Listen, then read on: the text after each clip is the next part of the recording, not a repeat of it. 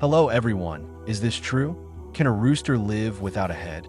This may surprise you, but in 1945, there was a rooster named Mike who survived without a head. Only part of his head was removed, but he lived for 18 months. How is it that only part of Mike's brain continued to function, which allowed him to continue to beat his heart and breathe, but this was temporary? However, Mike's story of living without a head has made people one of the most amazing phenomena in the world. So, you have tagged the most amazing story you have ever seen in life. If you like this mysterious and interesting story, leave your thoughts in the comments and send it to your friends. Don't forget to subscribe to our channel.